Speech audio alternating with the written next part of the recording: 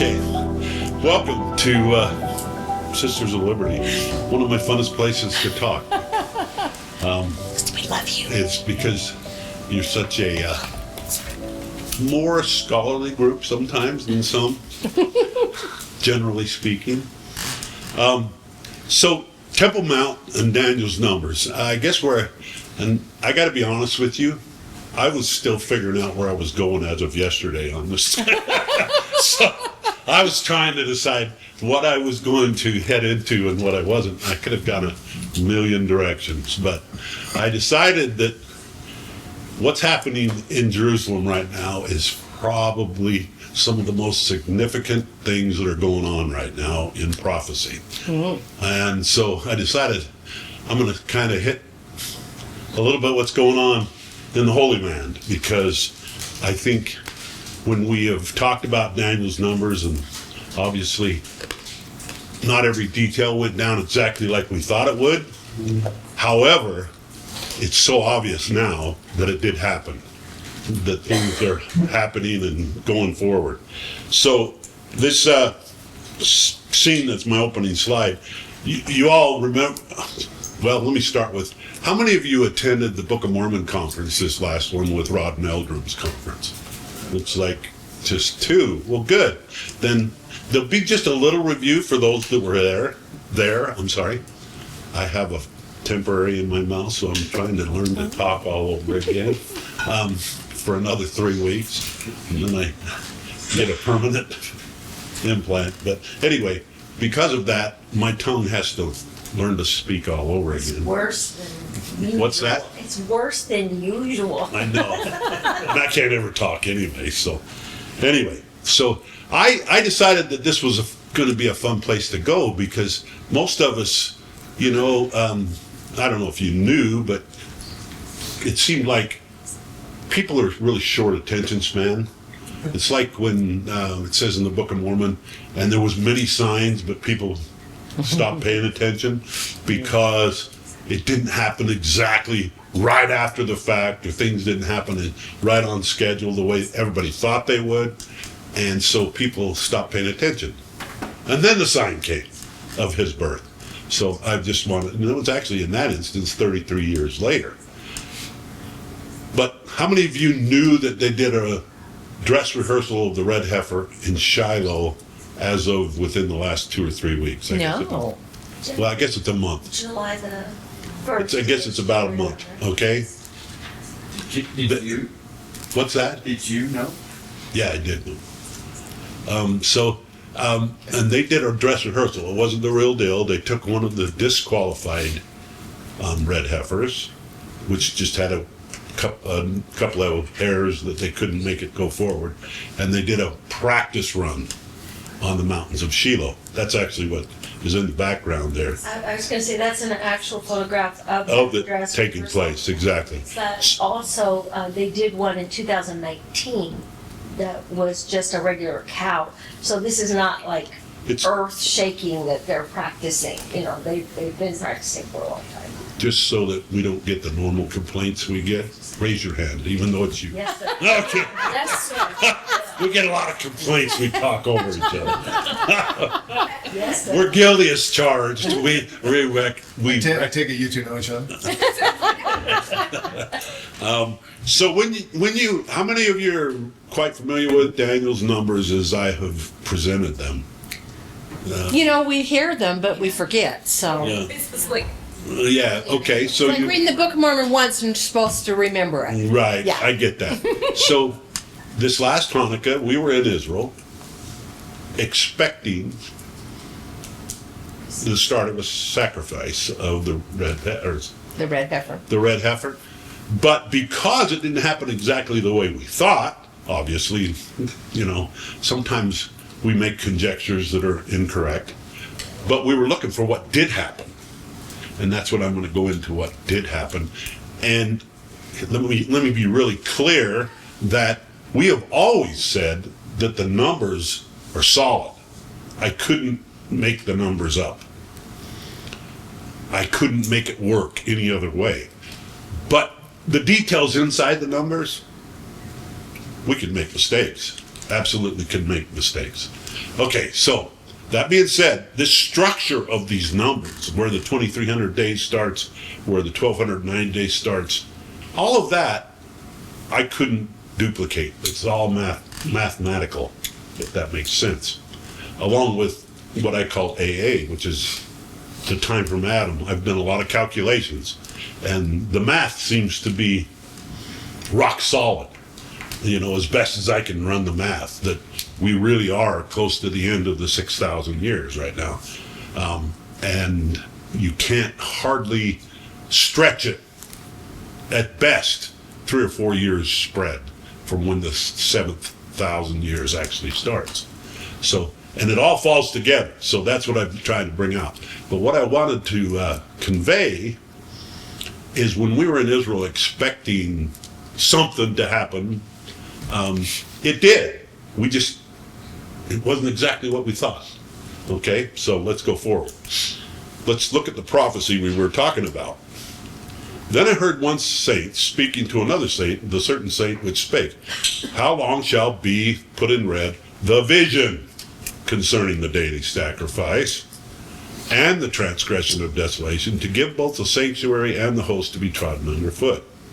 So we kind of assumed it was all about the daily sacrifice, which is the first thing mentioned, but it's actually about the vision. The whole vision of this time frame of things that are going to happen. And he said unto me, unto 2,300 days, then the sanctuary will be cleansed.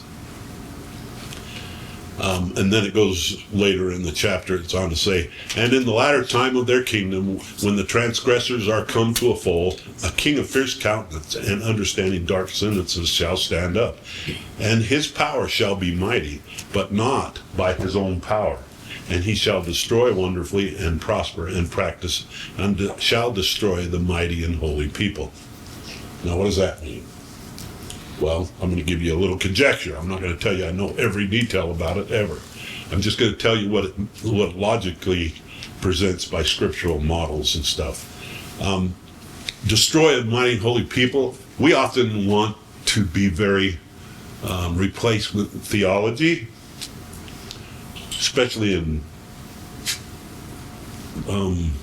forgive the word because I can't think of a better one, in the Mormon community, okay? I mean, I could use the long definition, but for sake of definition, in the Mormon community, we have a tendency to think it's all about us, right?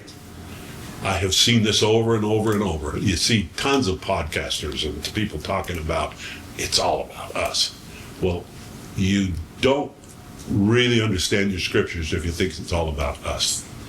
We are Ephraim, but Judah is where almost all of Daniel's messages are about the old Jerusalem and the old world. So when you're trying to interpret prophecy, you need to be really careful to not interpret it single focus, because most of prophetic picture is about Jerusalem, not about us. If you want to know what's going on with us, read the Book of Mormon. Really, in honesty, you've got to keep the Book of Mormon as your main model of what's going on with us. But if you want to read Daniel and those prophetic pictures, you should probably focus on Israel, the land of Israel, etc. Anyway, so out of one of them comes the little horn, which waxed exceedingly great toward the south, toward the east, and toward the pleasant land. The pleasant land is always Jerusalem, old Jerusalem. And it waxed great, even to the host of heaven, and it cast down some of the host of the stars to the ground, and stamped upon them. Yea, he magnified himself even to the prince of the host, and by him the daily sacrifice was taken away, and the place of his sanctuary was cast down. And a host was given him against the daily sacrifice by reason of the transgression, and it cast down the truth to the ground, and it practiced and prospered. So, translation, Farrell's translation. Okay. We're really talking about when the daily sacrifice ends, more than we're talking about when it begins. The vision started 2,300 days, but the whole context of everything going on is when this ends, and it ends on the abomination of desolation. That's what really focuses in on what's going on. And so this little horn that comes forth I suspect, and I've been very out there in some of my other presentations, that I suspect that to take place towards 27. This is total Farrell conjecture. I want you to know details might not be 100%. Okay, but theoretically, we all thought, any of us that were following Ezra's eagle, it seemed very logical to interpret Ezra's eagle that Trump wasn't going to last long. And we all kind of went on this line of thinking based on the text alone. It seemed pretty clear. Now, in my first presentation at the Book of Mormon conference, I went through the translation of Ezra and used AI to evaluate other ways the words in Ezra's eagle could be translated, okay, and get other potential meanings, okay. I went into that, and I'm not going to spend a great deal of time there, but I am going to tell you that it could be just a very dominant leader that could be the middle head of the eagle.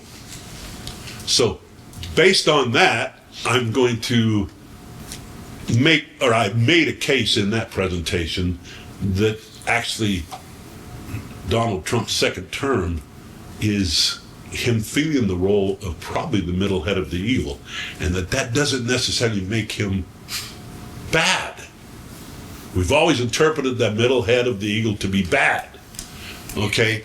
But what we do have to understand is there's a difference between being not bad and being good, okay? For instance, what does the Doctrine and Covenants in section 76 say the terrestrial kingdom is? What's the qualifications to make it to a terrestrial glory? Middle kingdom. You're good, good person. A good Honorable men of the world, and what's the next line? Who are deceived by the craftiness of men. Okay? So, someone can be good and yet be deceived by the craftiness of men. Okay? Yes. I would argue that if he was prophet type material, Donald Trump we're talking, that he would be calling America to repentance. Okay, not just saying we're going to make it great, we're going to fix everything, How does it, Glenn Beck does a pretty good impersonation. I can't do that. I'm not an impersonator, but okay, we're going to make it, we're going to fix it all, right? And I'm going to get into that a little later. I'm trying to say to you that it's been a great blessing to have Trump in office. There's no question. We've seen tons of good, but never forget that the correct definition of wicked is the weaving of truth and error in a deceptive manner that sometimes even the person don't even understand. In fact, I'd argue almost all the time. Most of the time, people do what they believe to be true.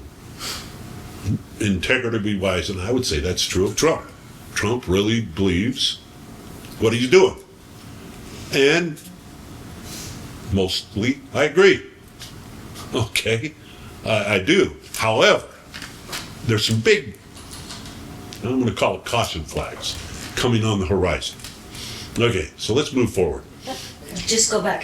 We had a question before class that we had someone ask a question, and it was, does the king of Assyria have allies? Is it more than just one person or one country? And I was just going to say this verse right here actually answers that question. And a host was given him against the daily sacrifice. There's allies that all agree Excellent. with him that they should take out the daily sacrifice in I think Jerusalem.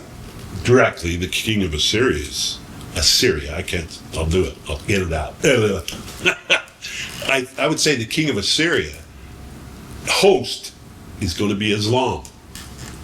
Okay? I absolutely. A lot of allies. And That his allies are going to be Islam, however that looks.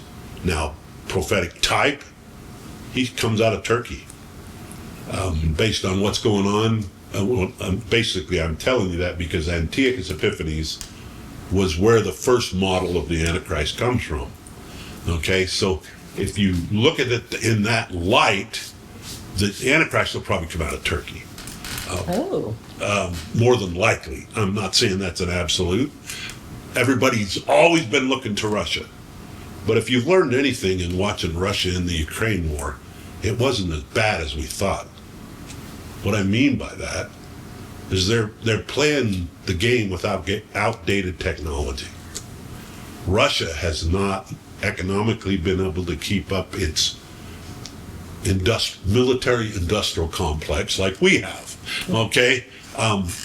And if you've been hearing all the saber rattling is the word, saber rattling that's been going on, you realize that the old president of Russia made a threat that, hey, America should pay attention. Yeah. And, of course, Putin didn't say it. You notice it was kind of a second in command making that statement, because then if Putin wants to backpedal it, he can. Okay? Because he had his right-hand man say it, but he was trying to play muscle a little, and Trump called his bluff. If you've been paying attention, he put 2 of our full nuclear-capable submarines close to the shores of Russia somewhere and said, in case you're thinking about it, just want you to know we've got a couple of our best nuclear subs parked off your shore, okay, ready to hit you if we need to. And more importantly, he announced He was doing it, yep. they've done that. I mean, I'm sure they've done that a number of times, but they usually don't announce it. Yeah, this was definitely a muscle flexing. Oh yeah, We'll show you. We'll show you. This is hot breath instead of hot ammunition.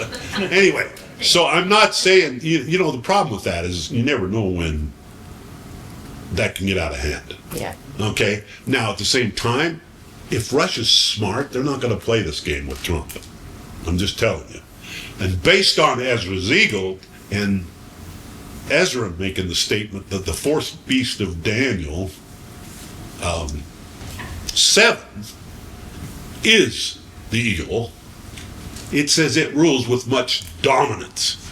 We are the fourth beast. I made that presentation pretty strong last time I was here. So we have the most muscle. It also says who is able to take on the beast. Well, think about it, really. Who's able to take us on? And even China, in reality. I don't think there is a military power on the earth that's going to take us on head to head. It's going to be a betrayal when it happens. When we suffer our humbling, whatever you want to call it, it's going to be by betrayal.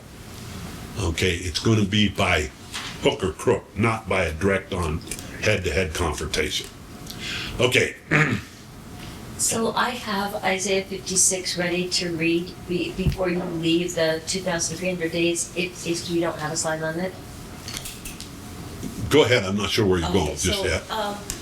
He started to say that we were there in Israel and that we were looking for the start. We thought it would be the daily sacrifice, but he read you the scripture that the vision of the daily sacrifice, the abomination of desolation. So this is The whole thing. It's a big vision, okay? It's a big vision. And what we had no way to know what would actually kick that vision off, but we were so now we're amazed. Don't jump ahead of me too. That's why I asked you, Isaiah Okay. 56. Okay, so that's where I'm going.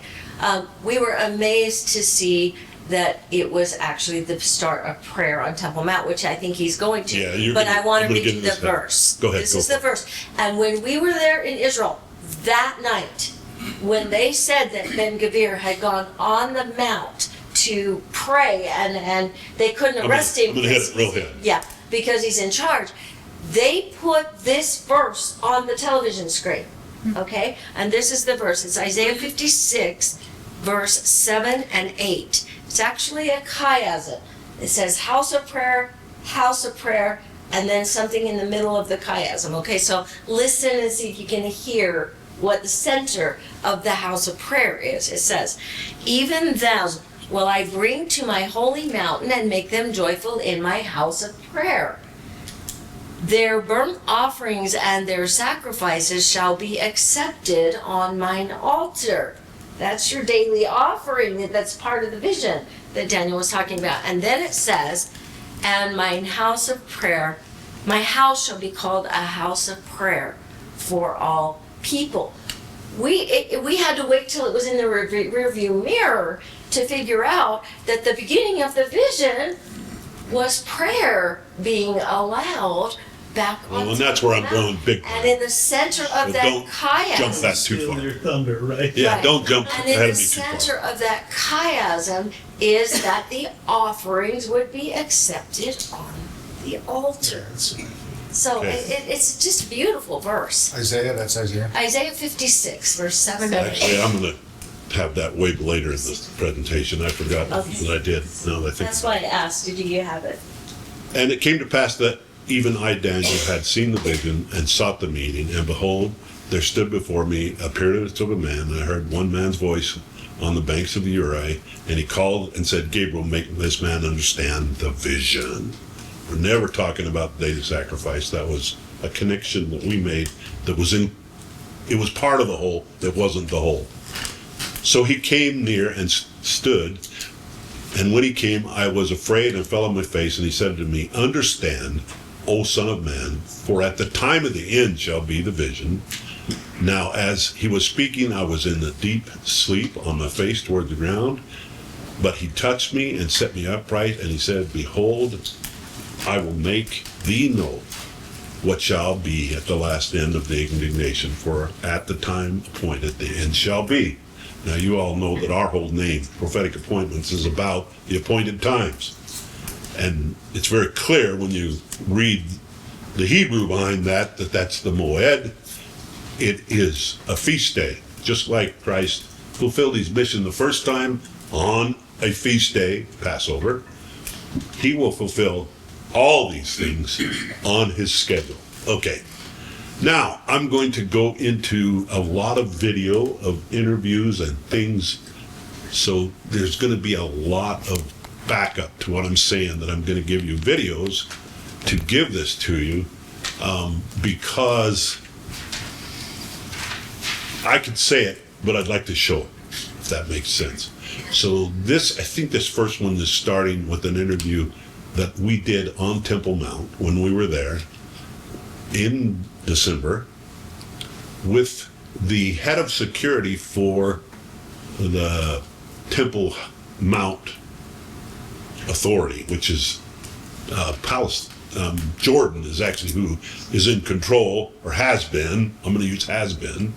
Okay, and he is the head of that security on Temple Mount. I don't know if you noticed that we have lots of water walls. Whatever you look, you're gonna find wells everywhere. At least 46, 47. Well, Believe me, not more than 6. Water wells. Wells, because, you know, it's getting digging underneath, they destroy everything. They are trying to find something, to prove something, that they belong. Look. I wanted to maybe go in front of that and tell you the reason I put that portion on. How many of you heard that the temple is down in the city of David? Okay, because of water, The right? Gihon Spring. The Gihon Springs and all that stuff. Well, let me give you a clue. Do you hear what he just said? 46 wells on top of Temple Mount. We've been in the cisterns right there. This whole argument that it's down in the city of David is absolutely Wrong. wrong. To say it mildly, if you were to actually put the Temple Mount structure in the city of David, it would require walls that are 3 times thus high to level out the platform, plus the fact there's all kinds of houses concurrent with it, and the Palace of David, and all of those things that absolutely archaeologically does not work, period. Okay, just so you know. Been there, been to the Temple of Melchizedek, which is in the city of David. We have been in there. We've seen the symbols in there. Absolutely incredible. Where Abraham went first off to Melchizedek to pay his tithes and offerings, and from there went up to Mount Moriah to offer Isaac, which is what, half a mile to a mile, probably, from the city of Salem, the city of Salem, which became named Jerusalem, okay, up to the top of Temple Mount where he offered Isaac, which is the place where they built Solomon's temple. And the reason I showed this is to show you their argument that it had to be by the Gihon Springs. If you've been there, I could talk you through it just so quickly. It's absolutely a theory that came with no archaeological backing and with no understanding of things. And I don't know if you noticed that we have lots of water wells. Whenever you look, you're gonna find wells everywhere. This is on Temple Mount. 46, 47. North, east corner. Not more than 6 or 7 working wells because, you know, excavating, digging underneath, they destroy everything. They are trying to find something, to prove something, that they belong. Look, nobody denies that something used to be He's not before. big on- And I said here, they do this compound here. Yeah, he's going to blame everything. Because Jew used to be here before Is he you an and Arab? me. Oh, Yeah, yeah. he's And Palestinian. Arab But security. even if you find anything in the future, do you think that we're gonna destroy our building for you to build your third temple? Impossible. I've been here for more than 1,500. So I don't care what used to be here. The problem that the Americans give us excuses, silly excuses, that maybe they're gonna find something. Find something? Okay, why?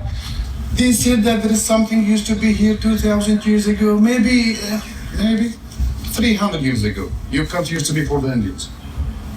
Paper, in my offices, I have papers. It's all of them, the whole United States of America. The Indians, he said. Why? Why this double standard democracy? It's disgusting. What we are facing here is super dangerous. We are facing everybody alone. This is the problem. Alone. And to be honest, we believe that we are right. But again, we are not just protecting our properties, we are protecting the whole Holy Land. Your property, our properties, our holy places, your holy places. What we are facing here is super dangerous. And again, we are alone. I'm sorry. I know that you came here for fun, but you need to understand what is happening here. It is super important for anybody who came to this compound, to this country, to understand. I know it's not easy to understand, but you need at least Off to the right there to understand is the that real holy we poet. We'll are talk about that in a bit. of a boom. Religious war, it's not between the Palestinians and the Israelis, no. A small example, maybe here in this country we are 4 or 5 million Muslims. How many we are outside? 2.5 billion. 2.5 billion, you hear that, Muslim? Do you think is it difficult to reach any synagogue in Europe? To bomb any synagogue? It's not. It's not difficult at all. Do you know what happens maybe 2 months? No, it's like less than 2 months. In Amsterdam for the Israelis thing? What I'm trying to say that we are trying not to start a religious war. No. This is what we are trying to ask the powerful government to stop. Because again, we are on a huge, it's a very dangerous thing. Look, you know this, I don't know if you know him, but we have a minister that he is super radical to serving his This is own Ben army. Gvir. And now he is the Minister of Security. You believe that? And now he's controlling everything. Everything. So now we are jumping to see this building from inside.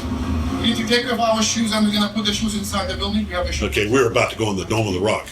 Okay, the reason I shared that with you so you could kind of get an idea of their mindset. And at the time we're there, this is before Hanukkah, and he's saying they have this Minister of Defense, Ben Gvir, which we're going to show you here in a minute, is super radical, okay? from their point of view, okay? He's super radical. He has the nerve to say that this used to be the Temple Mount and that they want to build the temple.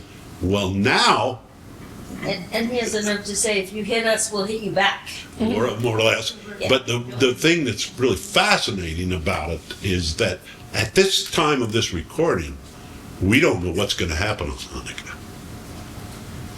We just hear about this radical security minister, Ben Gvir, okay?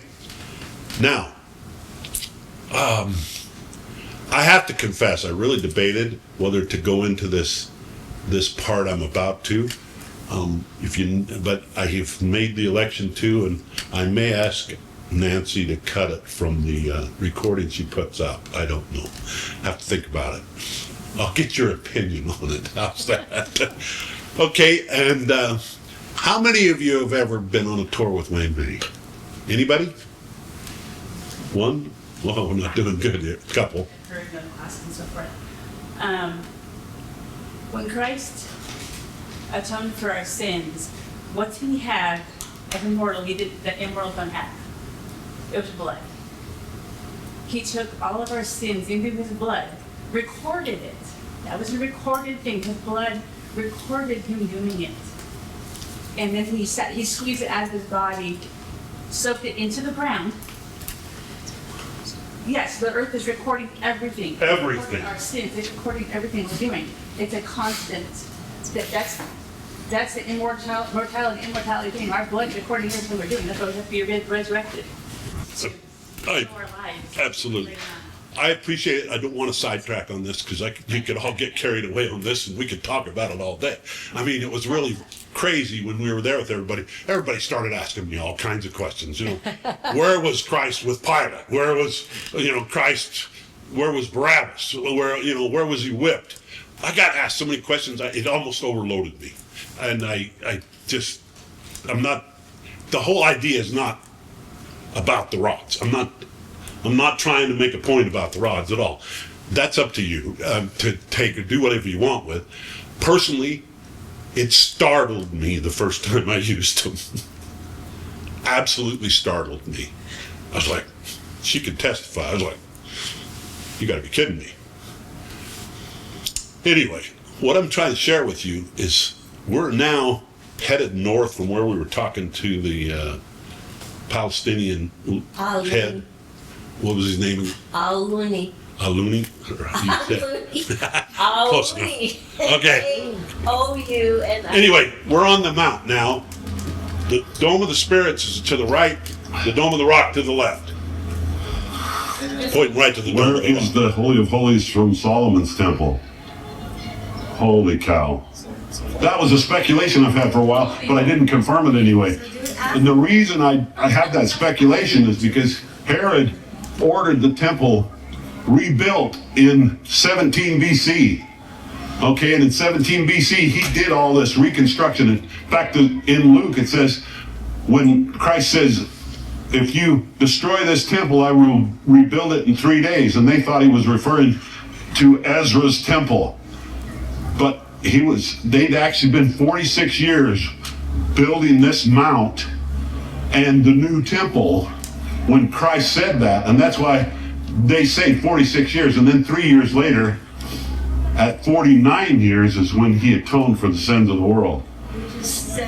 I can't believe that just answered that question that way. I was really surprised.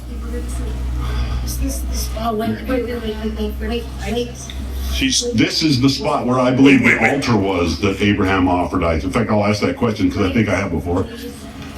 Where is the spot where Abraham made his altar to offer Isaac? Where was the lamb in the thicket? See, it just went. You see where it just pointed? Right to the Way garden. off to the left. You know where that is? The garden too. Okay. So The lamb was where he Herod's actually was Holy of Holies? crucified. I am blown away. That is just fascinating to me. We can't go in. Well, we could have paid $100 per. That's a bribe practically, but we can't go in. Only Muslims go in unless you. I'll ask where the Holy Holies is. She wants me to do it again. Where is the Holy of Holies of Solomon's temple? Before we met with him, yes.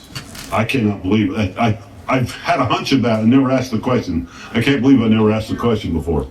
Diana was asking you to follow it to, as far as you can go, just ask. Yeah, I'm going to draw a lot of attention if I walk near that thing with these out. Excuse me, is Herod's temple, Holy of Holies, over the Dome of the Rock? See it right there, it just closed again. That's where the altar of sacrifice is, that far away from the Holy of Holies. So I actually walked it. I didn't tell anybody what I was doing, but that was me personally asking questions of where everything was while I was there. Okay? That's Solomon's temple. That is the correct location. What I'm trying to share with you right now is Herod was a great builder, and in 17 BC, So you two are basically standing where Abraham stood when he was prepared to offer Isaac as a sacrifice. okay, so here you are, Herod, you're a master builder. I've been a builder my whole life. So he makes a decision in 17 BC to rebuild Temple Mount. Okay? Grand expansion. But what's the problem if you've got ongoing sacrifice to do a remodel? We're in the process of remodeling the Salt Lake Temple. Can we continue to use it? No. So Herod had a problem. How do I rebuild Temple Mount and keep the sacrifices going? So Herod knew, and he convinced the religious leaders of the time, well, Mount Moriah has 2 points where it comes to the surface. Right here at the Dome of the Spirits, they also call it what? The Dome of the Tablets. Why would they call it that? What did Moses bring off the Oh, mount? the 2 tablets. And where were they? Where were they? In the Ark of the Covenant. Right. Okay, right there. Okay, so he has 2 points where the mountain comes to the surface on his platform. One is the Dome of the Spirits, the other is the Dome of the Rock. He convinces them, I'll rebuild this magnificent temple over the Dome of the Rock. It was a hunch I had. I confirmed it this time with the rods, if you believe them. You don't have to. I'm not trying to sell anything, I promise you. Okay, I'm just telling you what I know. For me, it's my own personal thing, if you want to call it that. So he builds the new temple over the Dome of the Rock, and then they disassemble Ezra's temple. I would assume they disassembled it. I don't know. Maybe they left it there too. I don't know. Who knows? Point being, as a builder, you can't keep using it and remodel it in the same place. Okay? So let me just show you what else he did. There is the straight lineup. Right over here, this is the church of the many nations over the spot where Christ suffered for the sins of the world. Now, most of the sites in Jerusalem that they build the big churches over are not accurate. I could show you fun. That's why I said, which direction to go? I could have showed you the true birthplace of Christ. I could have showed you a ton of things. Okay, like the Church of the Nativity, junk. It's not where Christ was born. Okay? The Church of the Holy Sepulchre, junk. It's not where he was crucified.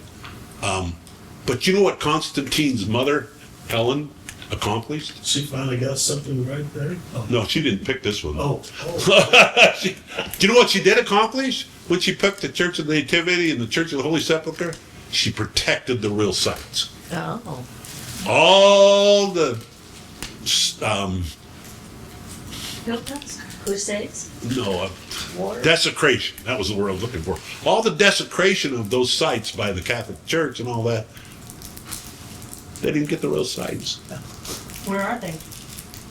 I would love to go there, but I'm not going to have time to even go where I'm going. So, go ahead. Is that red arrow through the east gate? Straight through. That's the point. Look right here. I can't remember if I've told this story to this group. I think I did, but I'll tell it again. First time I went to Israel, 1996. 99. I'm sorry. You see this grove right here? That's the old olive trees. Okay? next to the Church of all Nations, okay? I'm on this second row right here. And I'm enjoying the old trees. Okay, I'm in the old trees. There are some of them are 2,000 years old, so they were probably there in Christ's day. And Rhonda's there, and we're in a bigger tour group. I wasn't leading that tour. It was my first time. I didn't have any clue. And I'm in the old olive grove. Sometimes some things are so sacred you can't hardly talk about them. I'm just sitting there taking the Spirit in, contemplating the atonement of Christ and all. I'm sticking my neck way out in this presentation with you. And a voice in my head, you can call it what you want, audibly, stop. And I'm like, whoa.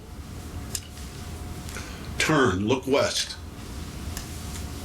I stopped, looked west, right through the east gates. That's where the Holy of Holies was, 1996.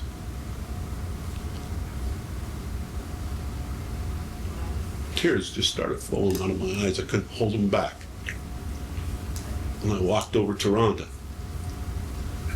And I said, Rhonda, I don't know what just happened. But for some crazy reason, God just told me where the Holy of Holies is. You know, I had no idea. I'd never even been, this first time I've been there, I didn't have any clue, didn't have any idea. And didn't know why I got told.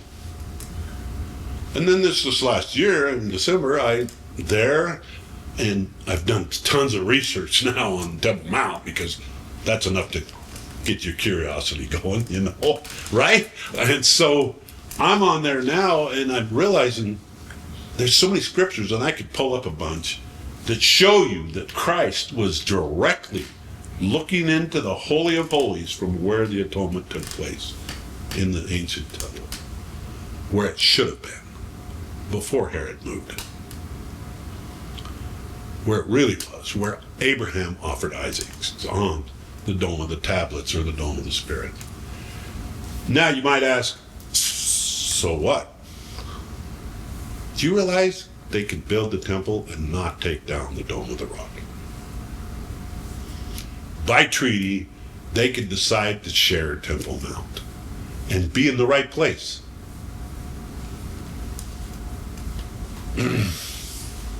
So where would it go in that? In Yeah, I'm about to show you. Okay. So there's Temple Mount from an aerial view. And if you look right here, straight through the east gates, which Rhonda was looking at the left dome over her shoulder when I was standing there taking a picture looking back. Okay, just so you get an idea of how that looks. Why is this not clicking? Oh, it's Right there, you see the temple? That would have been straight the angle from where Christ was, looking into the Holy of Holies of Ezra's temple. Now, when Herod had the Temple Mount rebuilt, much bigger, much fancier, all of that, that's obviously where Christ atoned for the sins of the world, right there in the circle. He moved it over the Dome of the Rock, not through these gates anymore, not direct line up. There's all kinds of scripture that tell you it has to be through these gates, by the way. I didn't take the time to put those on. But when he did this, obviously, he had to reconstruct Temple Mount to recenter it on the mount. So what I want to show you is there's where it was, there's what it looked like, but Herod completely added all that mount to the left. There's where the temple, he completely added it and recentered it up. Okay? And he expanded Temple Mount sizably. So there's what Herod did. Much bigger, much fancier, much laid out. There it is again, just so you can see it again, and he expands it. So when they say the temple was over the Dome of the Rock, Herod's temple was. But Ezra's was not.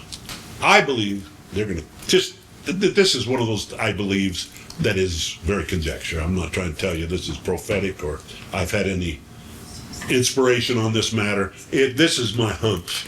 This is my conjecture, to make it very clear, that they'll probably cut the treaty of Daniel 9:27, allowing them to build the temple over the dome of the spirits where it belongs. That's Pharaoh's. Because they won't. Have you talked to Israelis and? Not anybody of substantiation. Yeah. They published books. We have a We got- $100 book at home that's all the Jewish research that the original Holy of Holies was the Dome of the Spirits. But And then- So they know. Well, you've got both sides of the Some know. coin. You've got two camps. Just like we've got a weird camp that the temple was actually in the city of David now, which is Yeah. baloney. But you've got two camps amongst the Jews. You've got this guy who's researched it. But the reason they both think they're right is because there was a temple in both places. Yeah. Okay? That's why they both think they're right. And they are. They are both right. Okay. So the question, does it matter where it is built? For me, yes. Where did Isaac offer? Or Abraham. where did Abraham offer Isaac? Why did they get commanded to, why did David purchase that threshing floor? By the way, threshing floor has to be flat. Have you ever seen the Dome of the Rock? It's anything but flat. How could have they built the temple over the Dome of the Rock and had it be the threshing floor that David purchased? It's not flat.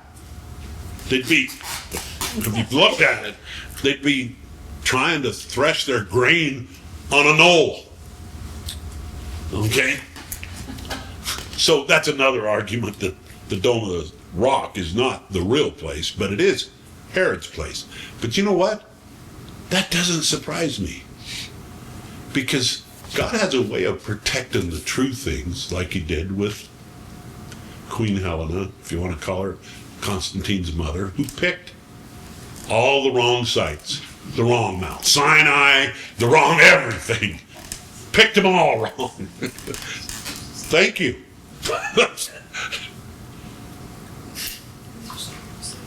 That's telling me I'm missing my Hebrew class. I take a Hebrew class this time every week. Right now I'm trying really hard to become fluent in Hebrew. And I'm an old goat trying to learn a new thing. It's not easy for an old guy. Anyway, so just so you get this idea, and I'm sharing this with you, and the reason I shared the rods with you, whether you believe it or not, is they totally backed up everything I've just showed you. This is Itmar Ben Gvir. Ben Gvir, I can't spoke. This is the guy who that Palestinian says is the kook, just so you know. Radical. He's the radical? Yeah, he's the minister of security that's the radical. Dangerous.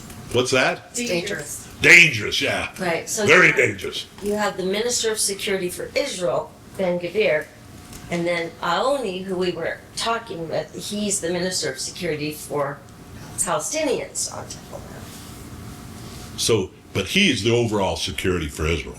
Okay, just so you know, this guy. Interesting story. When they made one of the hostage deals, and I might show it later, but sometimes I forget exactly the flow. He said, if you do this hostage deal, I will resign. They did the deal, he did resign. It caused so much trouble in Benjamin Netanyahu's cabinet that they begged him to come back. He did come back. Explain what the deal was that he was protesting. They didn't like the split of hostages. It was like 300. It's like they were 1 released to 300 for 100. one? You know, Or one? release. It is insane. Why in the world did they agree to a 1 to a 100 ratio? It's nuts. Absolutely nuts. This is the statement he put out that we found, I found it, on Hanukkah 2024. This Which is is the Ben Gvir. 2,300 Day start. start of Daniel's. We were looking for what it was, and I found this, and I thought, boy, this is interesting. I went up to the holy place this morning to pray for the safety of our soldiers, for the speedy return of all those kidnapped, and for the complete victory with God's help. This has been Gvir's prayer.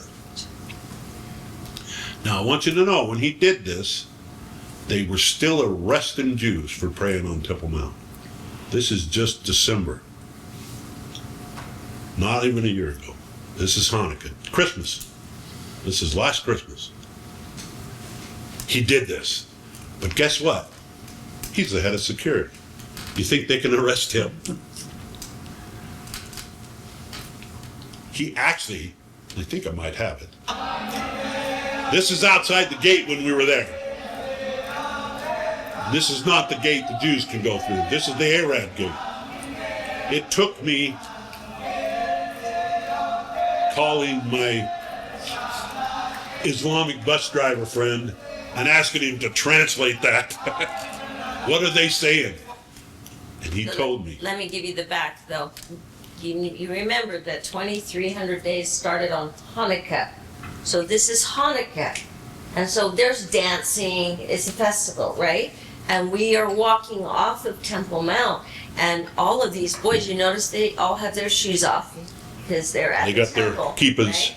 And they're singing and everything, and I'm thinking, oh, well, they're singing about the Maccabees and everything, and what are they singing? I actually tried to get it on She my filmed this. phone, and my phone wouldn't, I couldn't get it going, so all we got was this tiny little clip. But we got enough that Farrell said, okay, what are they singing? So we've developed a really good friendship with our Islamic bus driver. Grateful to have developed such a great friendship with him because he looks out for us. And there's nothing like having He's a great inside. an insider to get you around in Israel and keep you out of trouble. That's a friend, and he's going to keep you safe. We were able to do things that most tours weren't doing because of the war and because of everything. We were able to go places and do things and that hardly any tour groups are doing right now. And he would say, no, don't go here, go here. Rhonda wanted to go one place. He said, no, let's not go there. I begged him, please. She begged him and he wouldn't. He said, No, won't take we're not going there. But the point is he translated this for me because I actually sent it first day to Avram Gileadi and said, can you translate it? And he says, no, I'm not familiar enough with the dialect. It's too colloquial. Hebrew. Yeah. But, And these are Jewish men. these are Jewish men Are you- right outside Are you looking for Adele? Adele. That was what I was looking for. Sorry, it's crazy. Sometimes my mind, I'm getting old or something. It's scary. Anyway, and they sent it to him, and he sent me back from "This is victory. This is the victory." That's what they're singing outside the gate on Temple Mount. On the day that Daniel's vision started. This is May 18th, 2025. We're now March 18th. March, 3 months in the future from Hanukkah, roughly. Israeli government approves reappointment of Ben Gvir as Minister of National Security. So that's when they bring him back in, March 18th. After he stepped down because of the hostage deal he wouldn't sign off on. So this is your radical security minister that the Palestinian guy is talking about. Now we know who we're talking about. You got a face. There he is walking on towards Temple Mount, and this is the policy change he made. The policy is to allow free worship for Jews everywhere, including Temple Mount. The Temple Mount is sovereign territory in the capital of the state of Israel. There is no law permitting discrimination against Jews on Temple Mount or anywhere else in Israel. And that is the path Minister Ben Gvir is charting for the police. And technically there never has been a law. They couldn't. It was what they call the status quo. Okay? They have the status quo. But I can show you, and I will show you, pictures of him, Ben Gvir, in his earlier years, trying to pray on Temple Mount, and them arresting him and hauling him away. Okay, same guy. Okay. Now, forward, this is Jerusalem Day. Can't remember exactly. I should have looked it up, but I didn't take time. This is They're July 4th. But it's this is the day they liberated Jerusalem in the Six-Day War in 1967. And they call it Jerusalem Day because that's when they liberated Jerusalem and actually took it back from Jordan. This is that day on Temple Mount to want to show you just how much has changed. Up on the Temple Mount right now in Jerusalem. Boy, we're going to turn that up a little. Minister Gvir is here also, Minister of Police, Minister of National Security. We're sitting on the Temple Mount on Jerusalem Day, celebrating liberation, celebrating reunification of the people with this holy city. Okay. So It's not complete yet. The Jewish capital is still challenged. The Jewish people face anti-Semitism, but at least a step of normalization. Being able to walk and pray and sing in our holiest place, it's a step. It's a big step that has been taken. And the fact that the minister is here I am walking backwards with the minister, that means that we're living in a time of rectification. The government of Israel is finally starting to see the centrality of this place, the importance of this place, and that there's a minister today who gets it. These are huge steps forward in the Jewish people's story of Yerushalayim. Let me just show you, I'll flip cameras for a second, and you'll see. There's a great procession, and this procession is not going to stop just at looking at the Temple Mount. We're actually going to pray. We're going to pray and be totally, emotionally, spiritually connected to this place, but also politically and also militarily. Jerusalem is not just a place that you sing. They couldn't. That you come and worship. Like It's also a place that is the center capital of a third commonwealth. Right? Third commonwealth has a third temple at its heart, but there's already a commonwealth that has already begun to form. The Jewish state is back. And there's so many dark energies out there that want to slow us down, and yet there's no doubt that it keeps going strong. And then nothing's going to stop it. Here's a Knesset member. He's standing right in front of the Temple Mount, taking a picture that's like with his kids. a senator or a House of Representatives for the What an Israel. amazing photo, just to And he's see there a with them. Knesset member, And then notice the police, they aren't He's arrested. standing in front of the Temple Mount. It is definitely a change from what the secular Zionists kind of gave us, but not a change that's a revolution, but an evolution. There's Ben Gvir.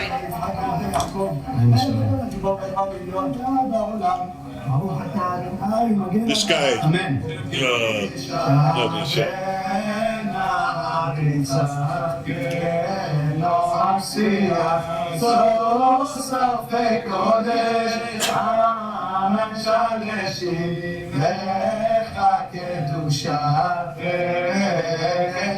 We don't have to do all the detail. Do you want to finish watching, or should I jump ahead?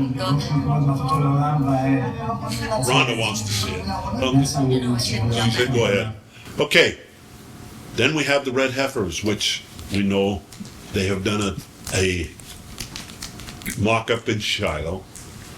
Okay. Then, just on the 9th of Av, instead of a rabbi leading and Ben Gvir standing What behind, was the night of Saturday or Sunday last. Okay? Okay, we're talking, this is right current history, okay? And something else big that happened yesterday.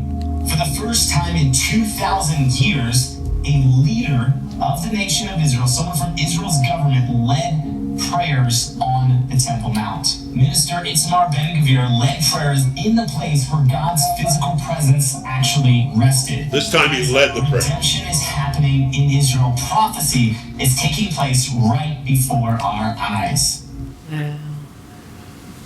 Now, I don't know, you just go back to April, when I was at the Book of Mormon conference, and I was given a similar presentation. During the presentation, I'm talking about it, and Craig gets a text that said this was all taking place right as I'm talking about it Wow. in April. Okay. So you got this all stuff going on, live action in the last year, from Christmas till now. This has all taken place since the 2,300 days started count. And I just want to say, we didn't make up these numbers. Daniel did. Gabriel gave them to Daniel, and we're just watching them, how they are playing out. And in the rearview mirror, as we watch it, We're just the going, scriptures are just wow. going, choo, choo, choo, choo, choo, and it's like making perfect sense. Wow. Okay, next video. These propagations are super dangerous. These people are super dangerous. This is the cancer of the city. This is the cancer of the whole. Cancer. Those guys I'm behind gonna him. go back. Yeah. He says this is super dangerous. This is the cancer. You can't. Do you know what just happened? It was a little loud. Well, A group of Jews just walked onto the platform behind us. And that's what he's referring to as the cancer.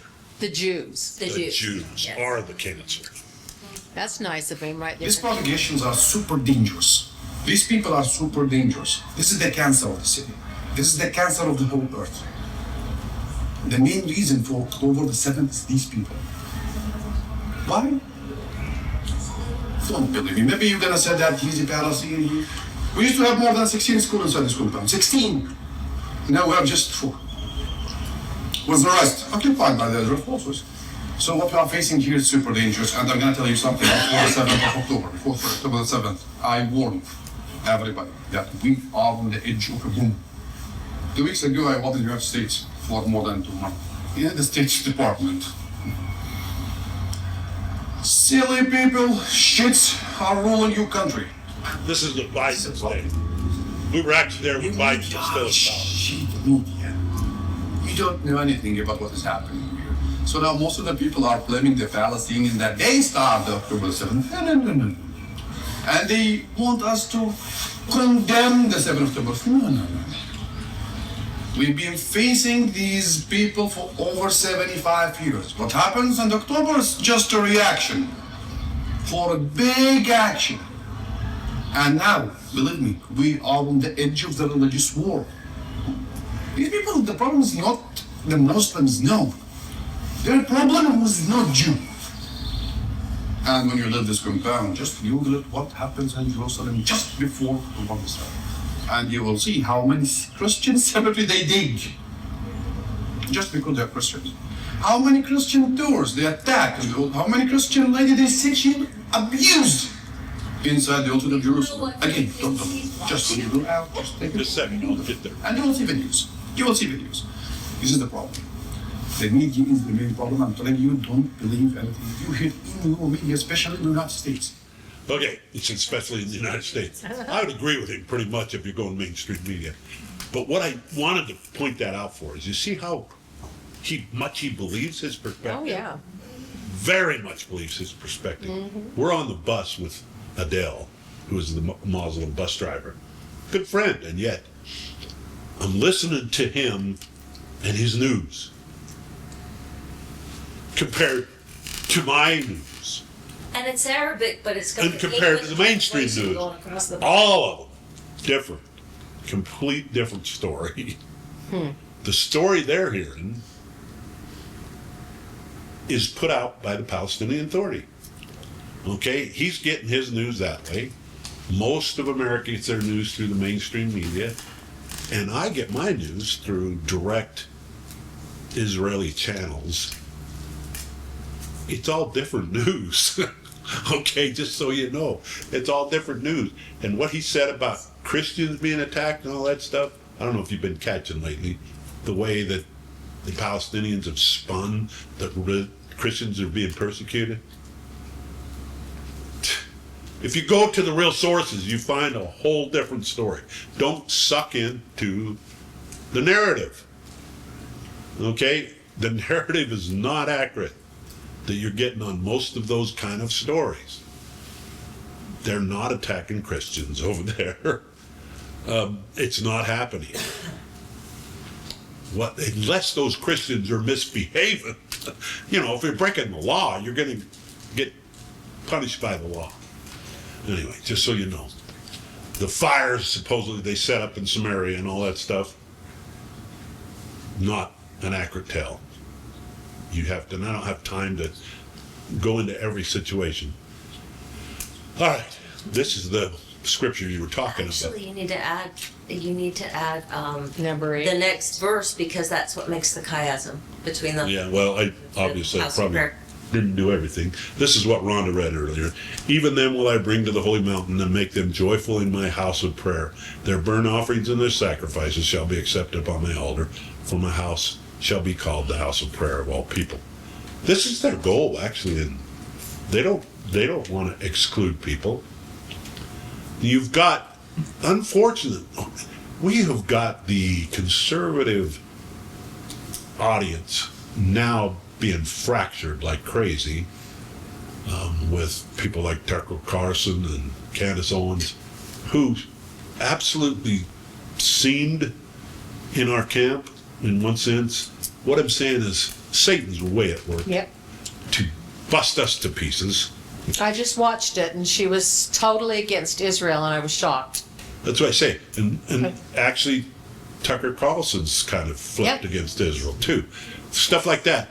But the point of it is, that's not unusual for Christians. That used to be the way all Christians were. Do you realize Martin Luther was very anti-Semitic? It's not uncommon that we believe that we replaced Israel. I'm speaking of the Christians as a whole. And so that's a very common perspective to believe that we replaced Israel.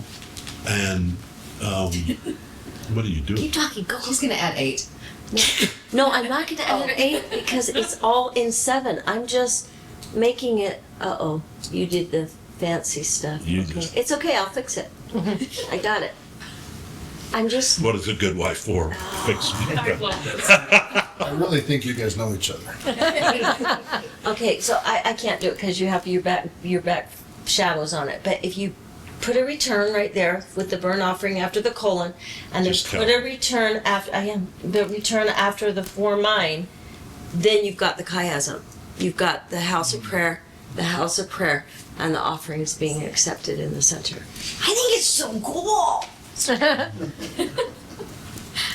Sorry, I didn't let you proof my presentation. Anyway, so I'm sharing with you that the story isn't as it seems. And I don't know why Candace Owens and Tucker Carlson have gone on the warpath against Israel, except for I think they're good people in general. I think the problem is sometimes we all have bias. And we got to be careful of the bias we let happen to us. But also, don't mistake for a second that they don't believe in Christ yet. They actually don't believe in Christ until when he comes to the Mount of Olives as a people. Now, obviously, you have one for Israel, and you have a movement of people who are converting to Christ. Now I want to jump forward to what Temple Mount really looks like. Can I just say about that, though, about any culture or country or peoples all have black hats and white hat people. And it's just the showdowns between God and Satan and the worship of those two beings that are shrouded in a lot of corruption and tentacles throughout the world with Mossad, CIA, and not just them. It goes a lot higher than that with old money and Luciferian practices. And so it's held by an oath and covenant that's a mirror of what the true gospel is and the covenants that Absolutely. God wants with his people. We just put up a video that Rhonda did for Come Follow Me, our last video that we put up, that goes into the fact, and you guys probably are all aware of it, that 1776 was the start of this great republic that we have enjoyed the fruit of. But 1776 was also when the Illuminati was established. And Rhonda put up in the presentation that Satan always makes his play. Well, sure. It's Nephi. Karl Marx Opposition started will at take- Joseph Smith time. Absolutely. So, yeah. Yeah. You have to have the Opposition. people. Yes. And he makes his play every time. So when you look at Temple Mount, and we see that big mountain, we're up there standing on the rocks, you don't realize that except for where it peaks at the points, it's all looks like that underneath you. That's what Temple Mount really looks like, especially down on the southeast corner. Southwest corner too, western wall. We've stood next to it. It's actually more hollow than full. It was cheaper in the days of Herod to build the arches, build a platform, build the arches, build a platform, than it was to backfill it. So Temple Mount's not backfilled. It's hollow underneath. Okay, that's what it looks like. And you might say, how do you know that? Guess what? We were there. We went down there. And I'm still very, very jealous. So any questions here? we're now in the Alaska Mosque. Look, you're special, and I have around 15 minutes. So I would like to ask. We have time. We have time. Yeah. Yes. So we just finished restoring a Marwani mosque, and it took us 34 years. Just finished, maybe a month ago. Just finished cleaning out Solomon's stables. I'm gonna take you to the Solomon's what? Stables, they call them. I dare that. Nobody see that underneath building before. Maybe you saw underneath. Nobody, we haven't taken anybody down there before. He says, we're the first group he's going to take down there. I don't know if he tells that to everybody. Yeah, I was gonna say. But he definitely said it. Special that. Whether it's true or not, we don't know. Nobody see that. So, because we closed it in 1994, and we just opened it not for the public, not for the public. So there you, For some. he just said they closed it in elections and 1994. They did a bunch of cleanup and now they're opening it.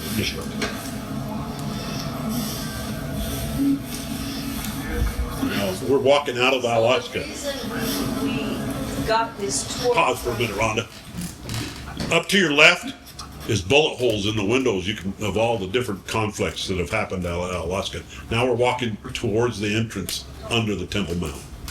Now we just headed under Temple Mount. But in the last days. I wish I could pause and let you Yeah, talk. I'll wait.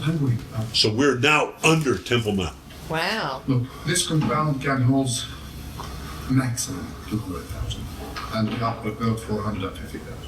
But in Ramadan, you are talking about. This guy in the yellow, that's our contact Just crowded. that allowed us to do a lot of things that we weren't able to do. So, I think, no, this is our worker. So Andrew Jones, Look, I don't have. great friend also. This building, I don't Set know it up about with this building, as I know that in the past they. He knew somebody from the State Department You that can see set this up for us. which used to be like a barn for the royal horses in the night. See that window that was back of the corridor? Just the basement for a structure to build. That's the windows on the south side of Temple Mount. So when it begins like this mound. The mound They said it was for the Moria plateau. So they built like some. 200,000. To build like this, it's easier. So they That built, on they built Ramadan, the rock here. They, And half a million they have people. 400 So they built million this people there basement, like this building. in the synagogue. And they built. He's trying to say that it's wall-to-wall people on Ramadan. Looks like that. And they continue. So So this is the. look at the carpet, and I'll explain it in a minute. Yeah, see the arches? I don't know a lot That about actually- this building. You can just Google it. They let me show face you the- Mecca. Mirror what's actually going on They in the whole face area. Mecca, and that's where each person is The praying. window down there at the end of the corridor, that's actually facing south to the city of David, out of Temple Mount, underground now. These are Solomon's stables, these, where they have. Well, at least that's what they say. And here you will find the first gate, or let's call it the single gate. Double gate will be in that region. No, that's all it's gonna be this. So it's single, triple, and double. That's what I'm Sorry, what? How many corridors? Maybe you notice? You mean how deep? How many corridors? Oh, you're about to see. We're going to keep going and going Going and down and down. going. Going down and down and down. Because the mountain's going down. That would have been a lot of infill. We are now under the mount. And if he stopped, you could see these are So this gives you an Herodian idea of what's stones. under the They have that platform. beveled edge that makes them Herodian. So all those people go down and pray in those little red sections. Yeah, down, up on the mount, every layers. Red, and all of the We are carpet the fifth. sections. You hear him say, we are on the 5th layer still. We're 5 stories up from the ground level. So that would be the southern and eastern wall. So the way the arch is facing on the carpet is toward Mecca. Yes. Yep. So they know which way. So everybody's. Which way to pray? Yeah. But because of course the Dome of the Rock is where Muhammad supposedly ascended in ancient heaven, right? Of course they do it underground. Well, they do it on top too, but they just have 500,000 people on Ramadan on Temple Mount in the cavity. It's Because crazy. we've gone down so far, we are actually That in biblical times. Room that we're looking into in the southeast corner is, one tradition says it's where Christ came when he was 12 years old. Oh. Right. There, we're showing the Herodian Was it stones. underground at the time? I'm telling you what they said. Okay. I'll tell you the rods didn't Part of confirm. the platform, that would be the southeastern corner of the way. You know. Some of us be considered stables then? Well, he's saying it is. I haven't asked yet. We're not privy to it. The whole Temple Mount is built like this, where they built the columns so they didn't have to backfill it all. Otherwise, it would have been a massive earth project. This is what's under the, as we come to the peak of the mountain, that's under every part to bring that platform up. That's what Herod did. It's just incredible, the amount of work. Okay, so that is what shows you what is under Temple Mount as you look there. Wow. So really, there's caverns everywhere under there. So when you hear the story that the Ark of the Covenant went down into the caverns and then out through Zedekiah's cave, never went to the surface and straight to the place where it rests today, in my opinion, and Ron Wyatt's opinion, where it rests today under the spot where Christ was crucified, where his blood Dripped onto it. dripped I saw it. onto the Ark of the Covenant and anointed the Ark of the Covenant. Yeah. In Golgotha. I under did Golgotha. not show you the videos of me using the rods at Golgotha and all of that. That's a whole nother presentation that I could do. But I'm just saying, I actually show the caverns, the way that the Ark traveled, where it's at least if you believe the rods. And The the rods story told of, you it was there?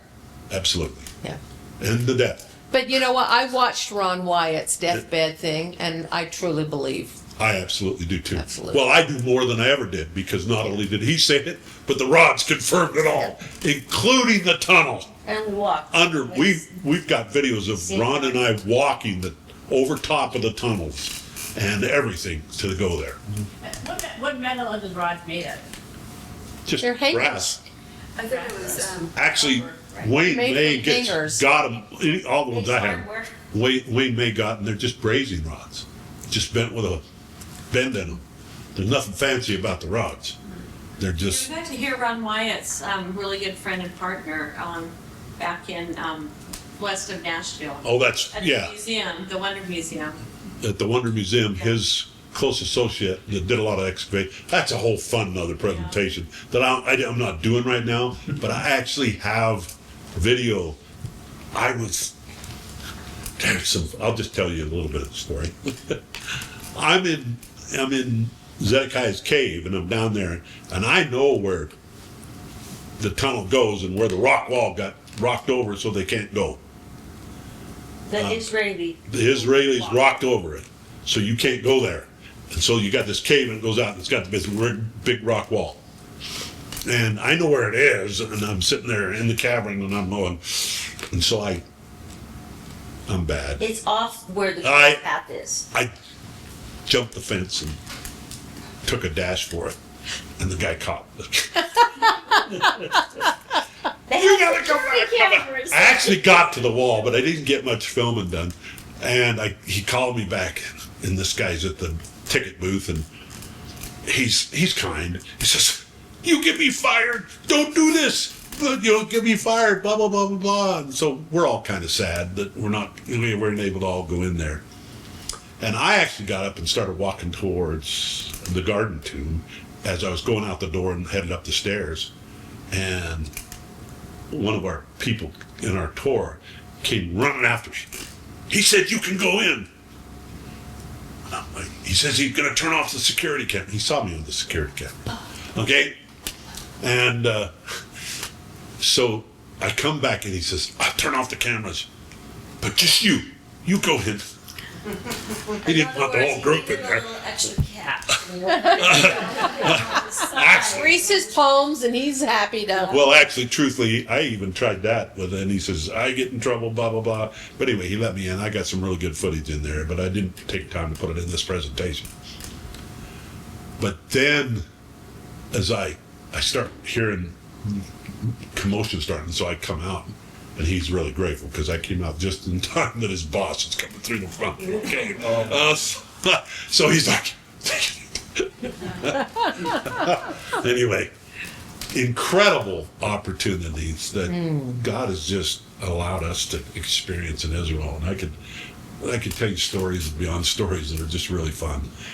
Anyway, this is a picture of the red heifer being burned, the practice run. And when I saw this, I knew right where it was, because you can tell that we've been there enough to know it's not a sacrifice. Yeah, it's actually It's an offering, and number two,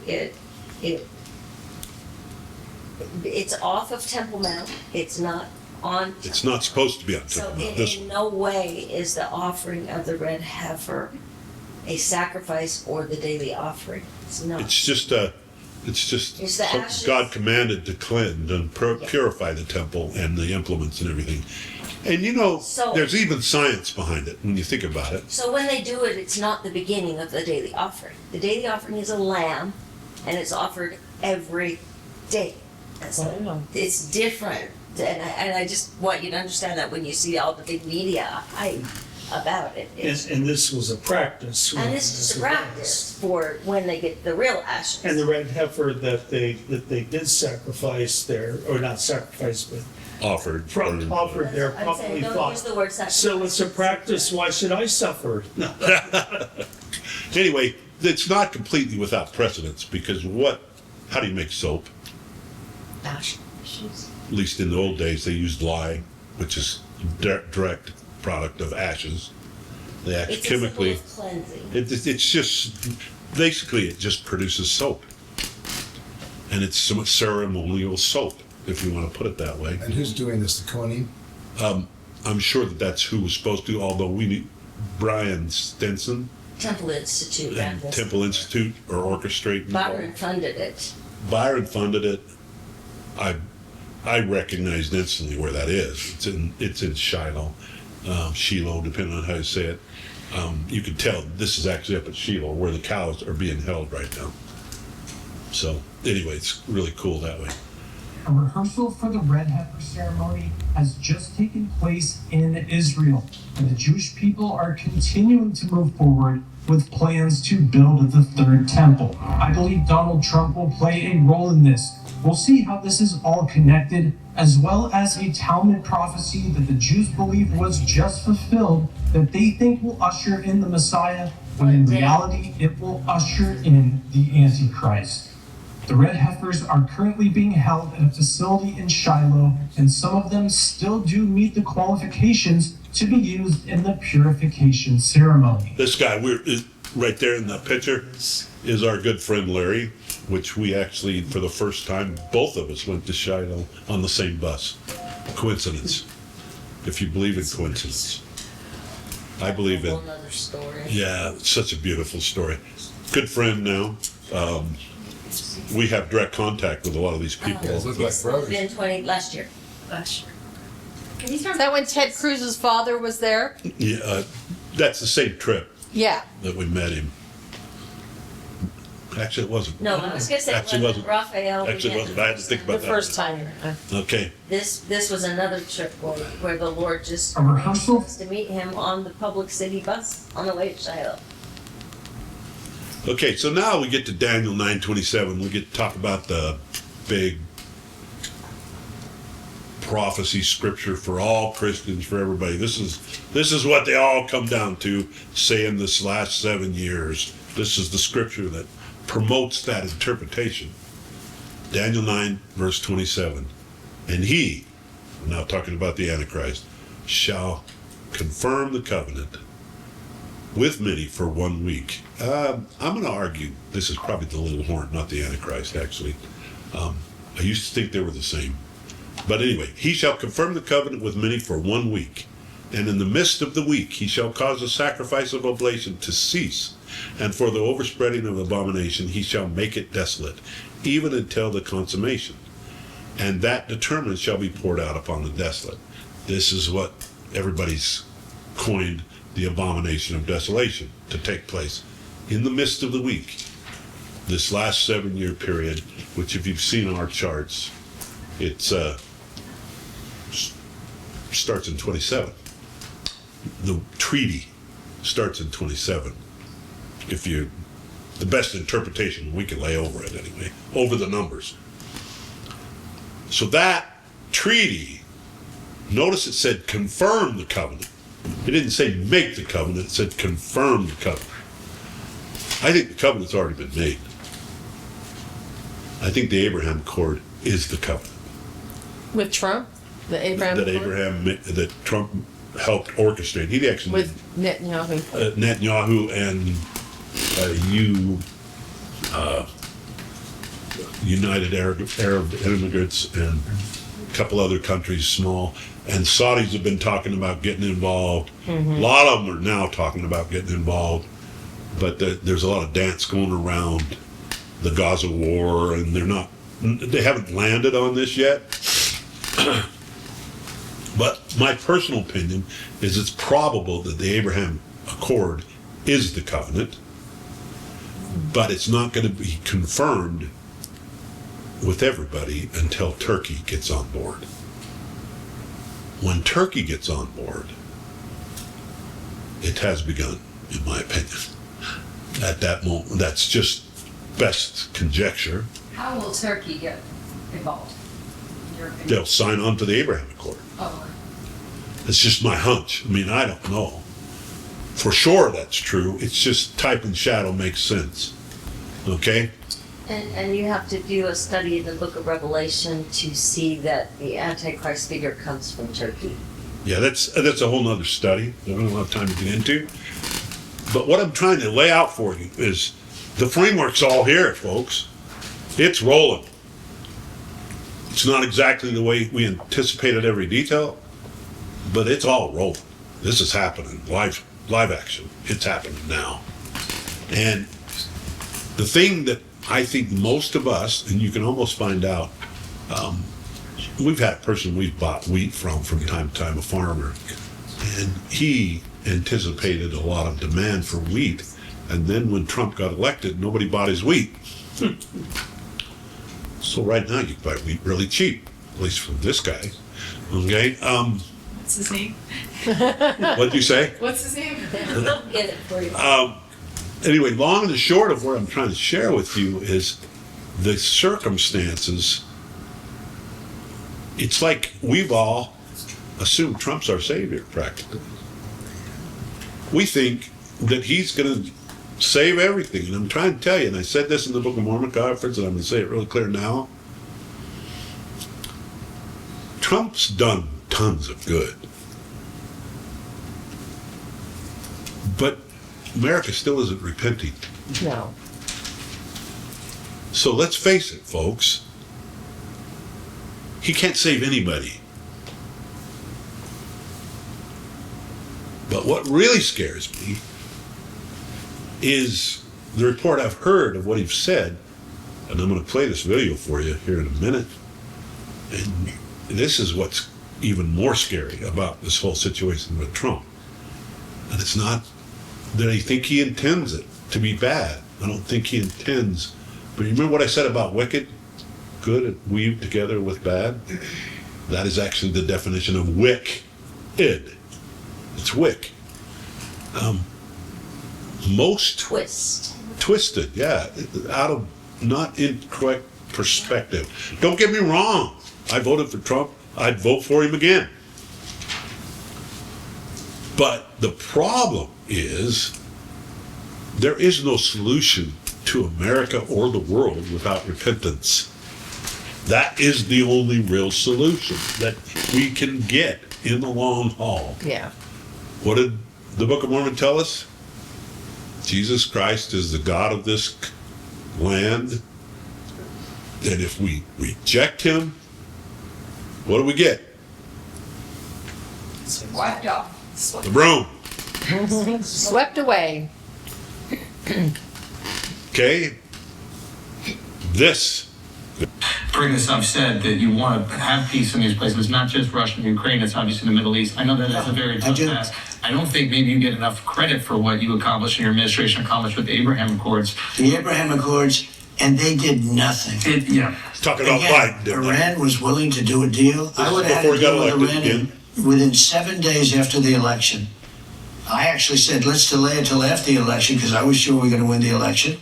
But things happened. You know, COVID happened. Of course, there was a lot of things going on. It was a mess. But still, I think it's something that a diplomacy out in that region that hasn't existed prior. Is that something I would imagine that would be at the forefront of this next administration? You know, there are great philosophers that said the world will end in the Middle East. We're not going to let that happen. You've heard that expression. Yeah.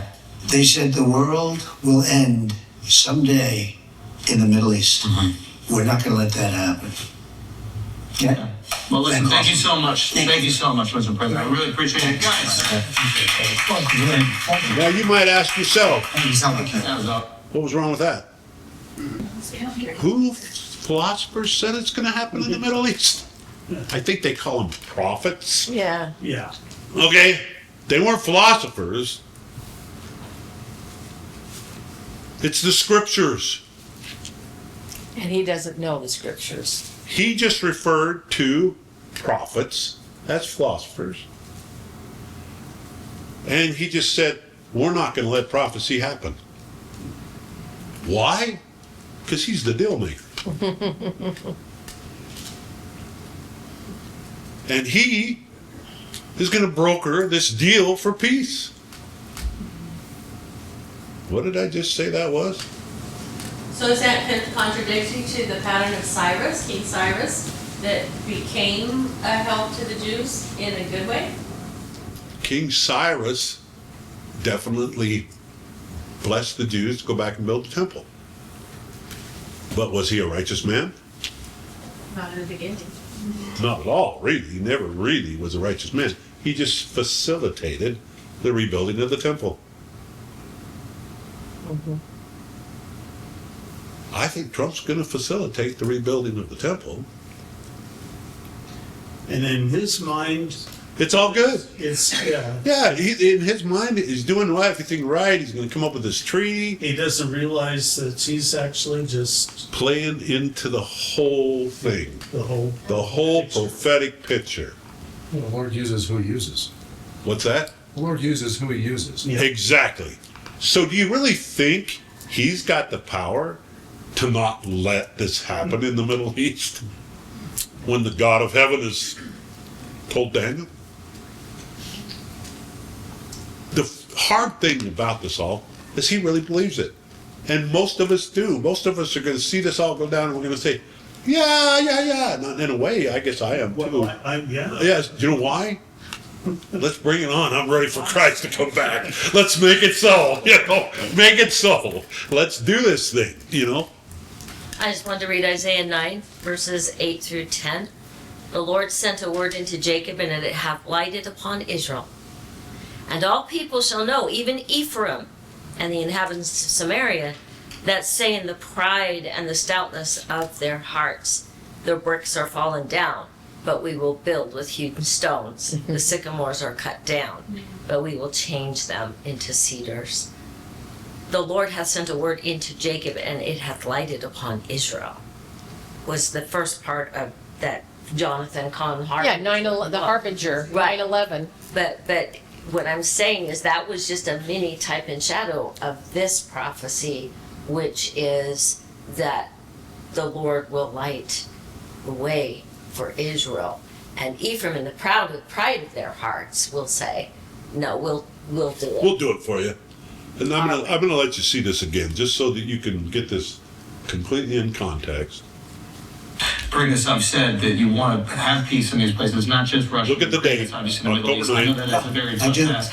I don't think maybe you get enough credit for what you accomplished and your administration accomplished with the Abraham Accords. The Abraham Accords, and they did nothing. Yeah. Again, Iran was willing to do a deal. I would have had a deal with Iran within 7 days after the election. I actually said, let's delay it till after the election because I was sure we were going to win the election. But things happened. You know, COVID happened. Of course, There was a lot of things going on. It was a mess. But still, I think it's something that a diplomacy out in that region that hasn't existed prior. Is that something I would imagine it would be at the forefront of this next administration? You know, there are great philosophers that said the world will end in the Middle East. We're not going to let that happen. You've heard that expression. Yeah. They said the world will end someday in the Middle East. We're not going to let that happen. Yeah. Well, listen, thank you so much. Thank you so much, Mr. President. I really appreciate it. Yeah, for his hubris. Humility. His humility. Trump's well known for his humility. It's really a contradiction. Yeah. You have to sort in your head, and you have to realize that terrestrial people, I would say Trump, is terrestrial. He is a good man, or at least has become a good man somewhat. I don't think he always was. I think he was a little playboy in his little earlier days. I think he did some things that maybe weren't so good. But I think he's tried to become a good man, at least in his own eyes. And I don't mean that disrespectful, but that is the definition of terrestrial. And he is not going to change God's plan for the end times. It has been declared. It is what it is. There is none of us that are going to stand in its way. The only thing we can choose is to be on his team. That is the choice that lies before us, is to be on his team, to choose in. Be part of the redemption of Zion. Be part of the redemption of Zion. Has any of you watched our YouTube channel and seen our new song we put up? Oh, I should. Oh, you gotta play it. I should play you the song then. Oh, I want to share these pictures of the Denver airport, just so you know. I forgot I had these in there. I slipped these in this morning early. Notice there's this artist that drew in the baggage department of the Denver airport, okay? And he drew these pictures that are absolutely prophetic. And I don't know if he knew. And scary. I don't know if he knew he was prophetic. I don't know what he knew. I don't know what inspired him. He's actually of Indian descent, or I should say Native American descent. And you notice that sword that's swinging by the pale guy in green hacked off 2 towers to begin with. And then we have mourning from some kind of plague, and it's poking the dove, and there's weapons of war going on, and there's a scourge, like an overflowing scourge kind of concept. Then in this next picture, fires burning everywhere. California, you name it. Lots of things going on where the fires are burning and animals are getting killed and a lot of things happening. A lot of mayhem, if you want to call it that way. Could you go back real quick one? Sure. Thanks. You can look these up. Okay? Just Denver Airport. It's in the Denver airport. I've heard rumors that they've repainted them because they caused so much controversy. Wow. I don't know if that's true or not, but I've heard that rumor. Why would you put that in an airport? Right? Anyway, you look at this one and you notice that that person that was in the previous, I'll go back to, you remember that guy? Yeah. Green? Now he's laying Now down. he's laying down and he's dead. He's slain. He's got 2 doves on him.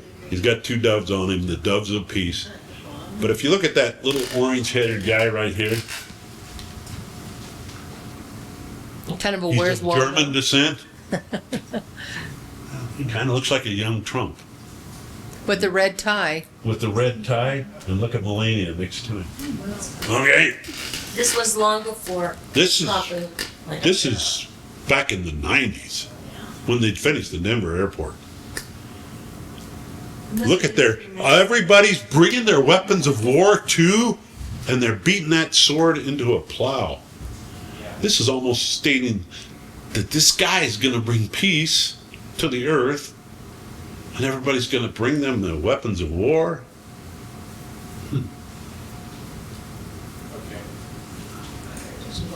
But it's like a false peace by treaty.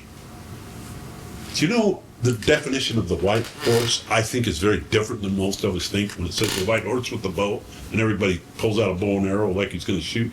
Notice it doesn't mention an arrow.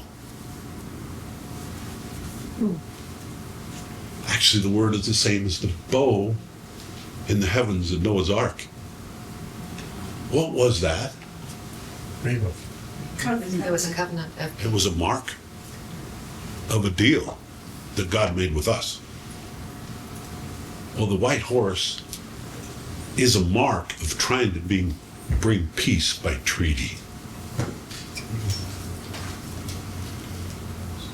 I'm not saying that has to be the only interpretation. I'm saying I believe the white horse of Revelation is trying to bring the world to peace by treaty. What happened in Hezekiah's day and King Ahaz. He tried to bring peace to Israel with Egypt by treaty. How'd that work out? Well, obviously not good. Okay, now I could go on further in the book of Revelation and talk about the other horses, but it's definitely... It's the whole theme of Isaiah 56 and 57. It's all the difference between the covenant of death and the covenant of life is that you made your deal with man or you made your deal with God. Absolutely.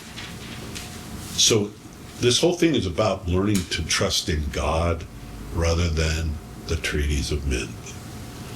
And that's, I mean, I hate to say it, but that's going to be the failure of what Donald Trump tries to do. With good intent. Yeah. But he is not making his deal with God. He referred to prophets as philosophers. He's not even doing what Reagan did a little bit, where he would say, go home to your wives, repent a little bit. What I'm saying is Trump's all about make America great. All good. But it's not God. Partially. Try a little bit. He sneaks a little in there. Okay. So when you zoom in on there, you can see that. Okay. Just want to. But you see that chances are very likely that we're trying to obtain peace with the parameters man has given us, not what God has given us. And that's why he's going to bring it to an end, and he's going to do it his way. It says in the last days he's going to preach his own sermons. Yeah. And that's what's going to happen starting right after that treaty gets double-crossed at Adam-on-Down. That's when we're going to see God begin to preach his sermons, and we're going to see the wrath and the king of Assyria reigning in terror and horror. And that's the time where, we would like to be part of that group in DNC 88 that says that they are quickened and caught up. Okay. We go on, and the picture actually shows a nice conclusion at the end. All 4 seasons, and you have what appears to be a Lamanite gathered around his rendition of a tree of life in a gathering of people. Could be an Adam-on-Down scenario, I don't know, a different scenario. So this is all that artist in Denver. It's amazing. You missed the one of the half hour of silence. Do you have it? I'm not sure what you're The referring to. coffin? Oh, I think it's coming. No, I did miss it. Look at that. Well, look at that. How come I did? I don't know. I just find it so interesting that that peace treaty is like a hinge point. And isn't it interesting how that's all Trump talked about? Making deals, making deals. He's the deal maker. It's almost like the Lord's like, well, He wrote.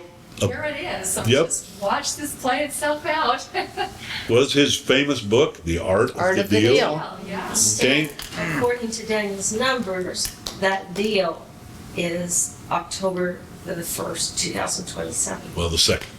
That was it, the It's second. the evening of the first, but it's actually the day of the second. Trumpets. According to Daniel's numbers, it's the beginning of the second. If it's precisely on the date, Yeah, I mean, if it's we're precisely on the date, putting I would say you're going to see the Muslim nations all sign on in 27 to the deal. And it's going to seem like it's the greatest thing that ever happened. And for a while, it's going to bring peace, especially to the Middle East. Go ahead. When is the eclipse in 27? You're talking the one over there. I don't remember the date. Oh, it's in August. Getting usually around the night while. Anyway, so Middle East. yeah, it's over this. Yeah, that marker is over the Middle East. Anyway, so this time of 7-year period that is talked about in Daniel 9:27 probably takes place, or at least many of the nations confirm the covenant at that time. It's already in place. The Abraham Accord's already in motion. But what happens between now and then? August 2nd, 2027. Okay. So what happens between now and then? Wars and rumors of wars and lots of them. Because what's going to make most people want to come to the table is wars and rumors of wars. We've had up till now. We're going to continue on it, I think. I actually have modified my perspective. I don't think Russia is anything but a supportive player in this arena. I don't think Russia's the ringleader. I think they'll absolutely sign on with the China and Russia, and the Islamic world is all in cahoots together pretty much leading up to it, except for you got the king of the north and the king of the south. That's another topic I almost went into in Daniel 11, where you've got the king of the north, I think, is your Shiite Islamic nations, and the king of the south being the Sunni nations playing out in the end times. And the king of the north's allies are Russia and China. So the Shiites, being Iran and all them, are in league with... Is Turkey Shiite or Sunni? It's actually Sunni right now, but that doesn't necessarily mean... It has to be Shiite. Shiite. To be right. Well, not necessarily. It just means... because there is a Shiite faction in Turkey. And you got the Sunni faction, which is Saudis, Jordan, and many of them who are playing out in the King of the South scenario, and their allies is the West. Till now. Anybody watching the news? What 4 countries are turning on Israel right now? Great Britain, France, Canada, and Ireland. They've all threatened Israel that if they don't make a deal with That's because they're Gaza. Muslim. That's exactly right. Craig brought that out so well. There's so many Muslims 'Cause there now. Come in. These guys are worried about staying in power, and they have to appease their Muslim base. Yeah. They don't care what they're doing to their countries. They're greedy for power. They don't care about right and wrong. They care about staying in power. It's going to come back and bite them in a big way. What does it say about those who turn on Israel? Doesn't work out good for them. Sad but true. You ask yourself, well, doesn't it say all nations gather around Israel at Armageddon, and isn't everybody against them? So what happened to America? My opinion, we're already judged. We've already moved on. Okay, we're on our building the New Jerusalem by then. That's what I think.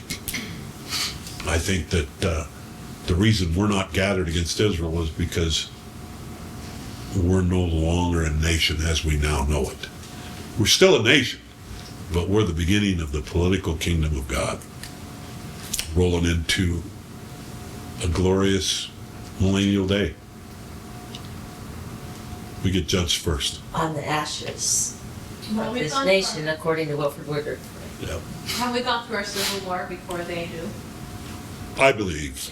Yeah. I used to believe it's a civil war. I'm now beginning to believe it is, but it's It's not like the one there they fought against. each yeah, other. it's not. I think it's different. It's camp. We're almost there already. City against That's city, already state happening. against state. We're already. I mean, look at New York.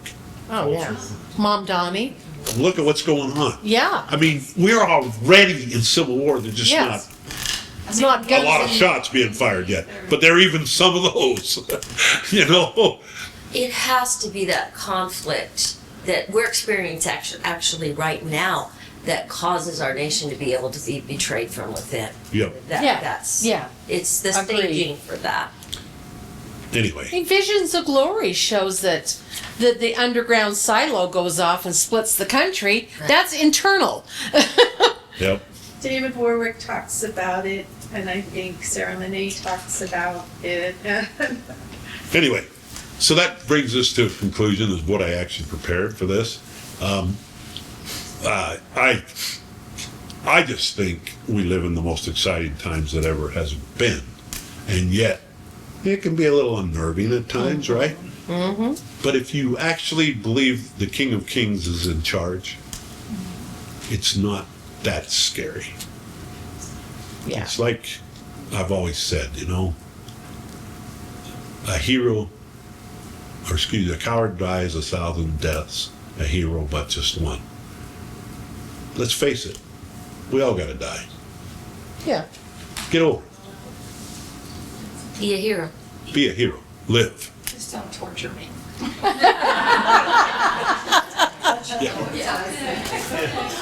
It's the, Just do it fast. the dying I don't mind, it's how it happens. Yeah, I always said that. I remember a good friend of mine said that, you know, it's not dying that bothers me, it's getting dead that bothers me. What you said is from Shakespeare's Julius Caesar. I was in 9th grade when we read that. Cowards die many times before their death. The valley has tasted of death once. Yes. Exactly. Yeah, just, I mean, he was. Thank you, that's good. Yeah. It just says so. It's beautiful, really. And, you know, most of us, I agree. The only thing that ever scares me about it is how I get dead.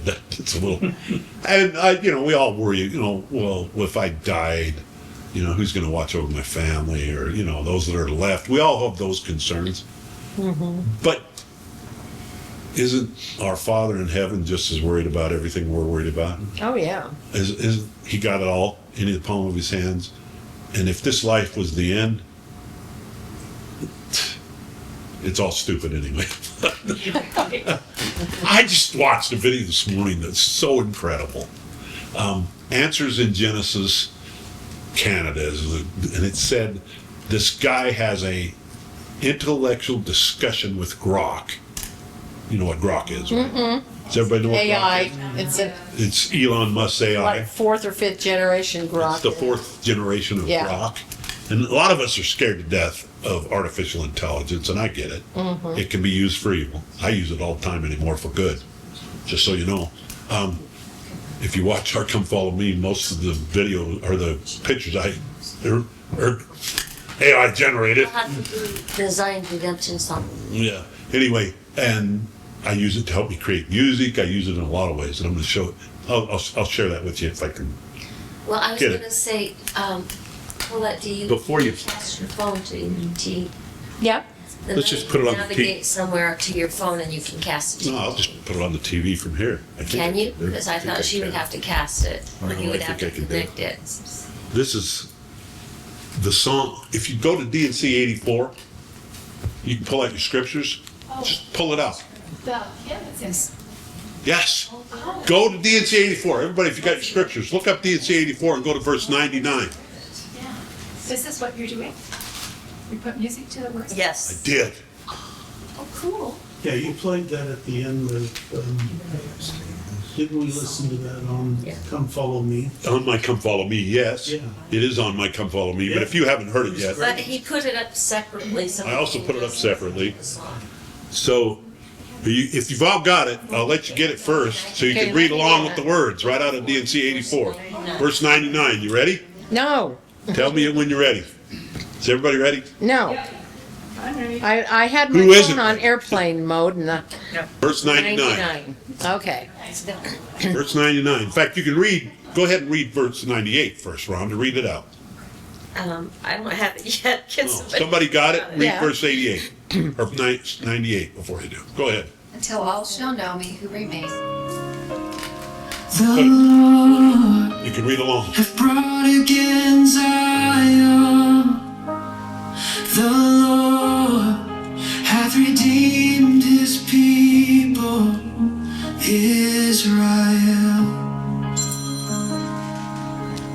According to Actually, I put the words on so you can read it there, too. grace, which was brought to pass by the faith and covenant of their fathers. The Lord hath redeemed his people, and Satan is bound, and time is no longer. The Lord hath gathered all things in one. The Lord hath brought down Zion from above. The Lord hath brought up Zion from beneath.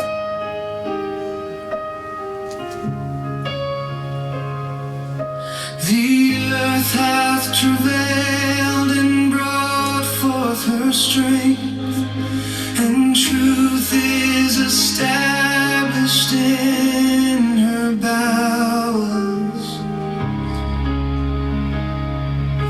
And the heavens have smiled upon her, and she is clothed with the glory of her God.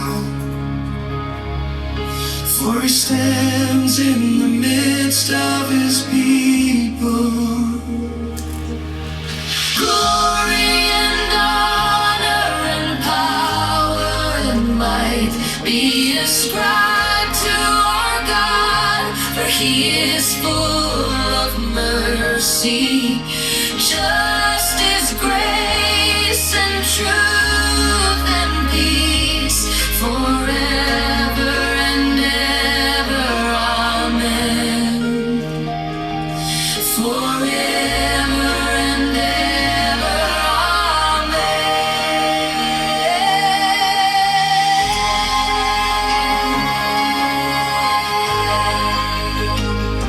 Forever and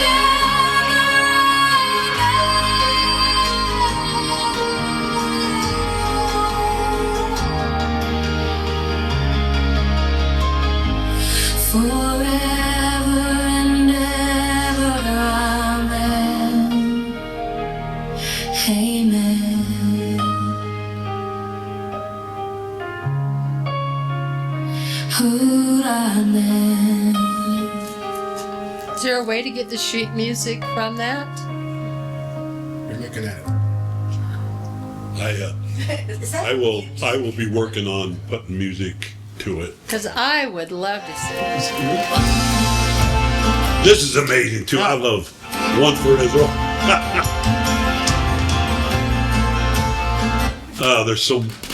There's so much incredible stuff going on in the world right now. So And there's so much evil all at the same Grok time. made this. Grok made that. You just put in the. No, that I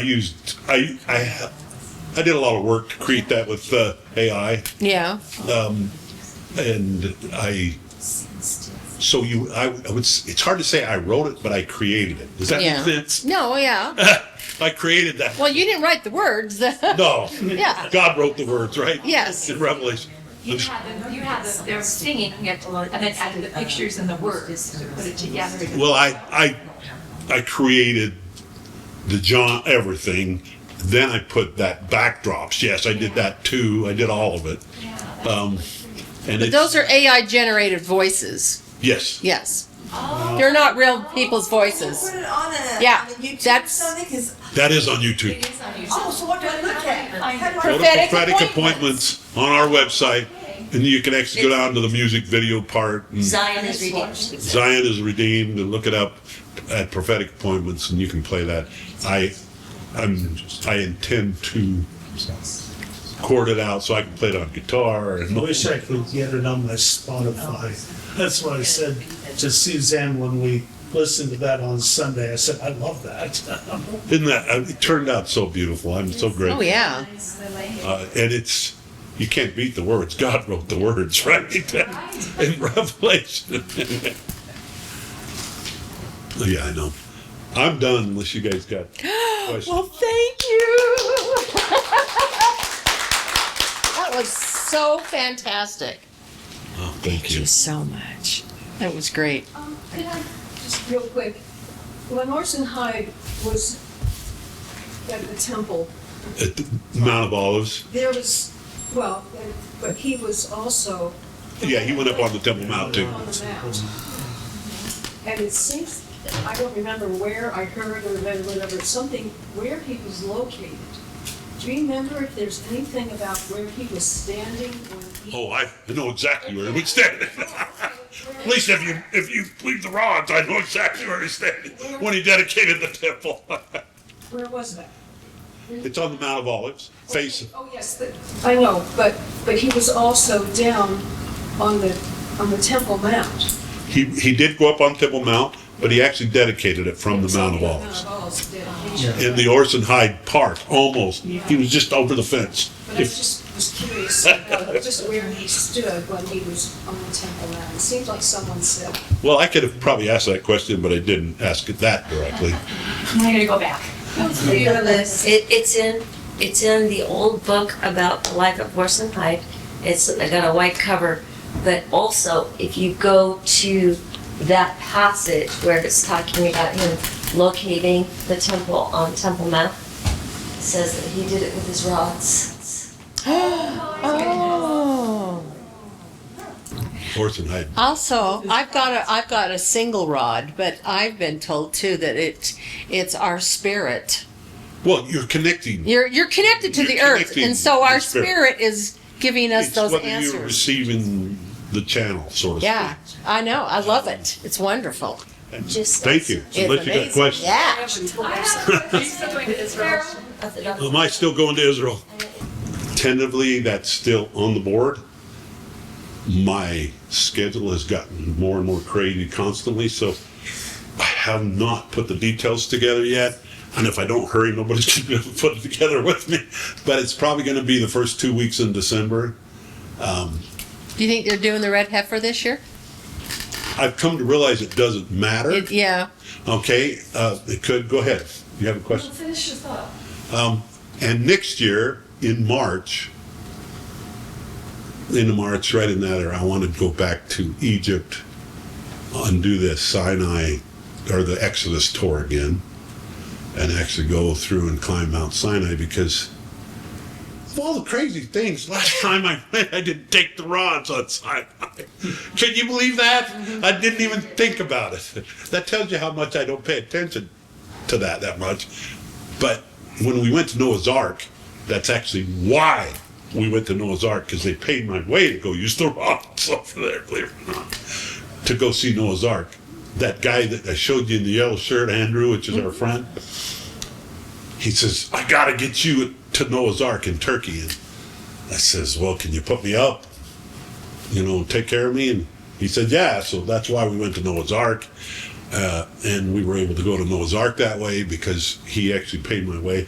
And I've got video of me all over Noah's Ark with the rods. Oh. Okay, I got video of Well, all you over. got to come back and show us that one. Oh, there's tons. I could show you the crucifixion site. I could show you the birthplace of Christ. Can you put that together and come and do that again? I'm sure we can. I know you're Absolutely. busy, but Yeah, we can probably do it, but there's so much that's absolutely awesome.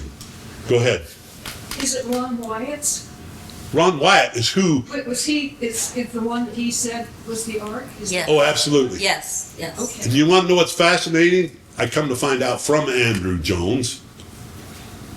See, I was afraid to tell Andrew Jones, who was the guy that is my friend over and he used to work. Turkey, he runs the visitors. He runs the visitor center of Noah's Ark in Turkey, and he also worked with Ron Wyatt for a short time. Oh, and he wow. actually did work with Ron Wyatt's partner.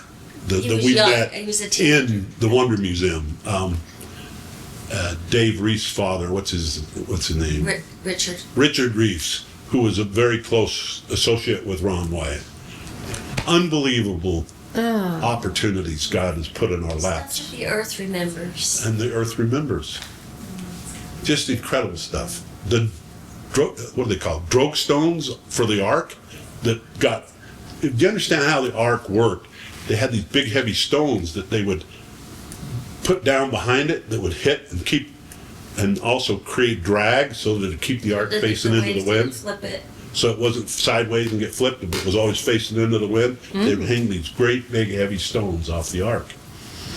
They're all over in Turkey, going up to the landing site where they dropped the stones. They cut them. As they cut them as the ground was rising. Just incredibly. We live in such an incredible time where the earth is testifying of the truth of the gospel. And we have the science to know that it's ancient and that it dates to the right time period and that, I forgot to finish my story about Grok. oh yeah. So on Answers to Genesis Canada, this guy has on a video, he actually discusses with Grok whether or not there's a God or not. Mm-hmm. I saw that on Did you YouTube. see I it? didn't watch it. Didn't watch it? I'm telling you, it's incredibly Watch good. it. Okay. Okay, what he does is he actually goes in and he sets the parameters for Grok. He says, if you just ask, you'll see it if you watch the video. Okay. If you watch the video towards the end, he shows you the canned answer Grok's going to give you. Is it the one where he says, and if you want to say yes, but you can't say apple? yes. Is it I think that so. video? So I'm not sure. I can't remember if that part was in it or not. But what he does do is he asks Grok to not give the canned answers, to do the mathematics directly, do the deep research, and then he asks all the questions. Beautiful interview. The history, biology. And if you watch that, Grok comes back and tells you there absolutely has to be a God mathematically. That's cool. Very You don't well. know the name of the video though? It's called. I talked to Grok about God or something like that. I can maybe find it. There it is, right there. Grok admits it. Eventually leading to self-replicating life, Is like RNA around 4 billion. And What's the name of these? Grok. Default response I to the scientific convinced emphasizing Grok God is real. angiogenesis and evolution as the prevailing model, as it reflects widely accepted views and general evidence. So that's that's Grok. Probabilistic weaknesses. This is Grok 4. Rigorously. A talk with Grok about evolution and the origin of life. Well, hello. Welcome to a brand new series called A Talk with Grok,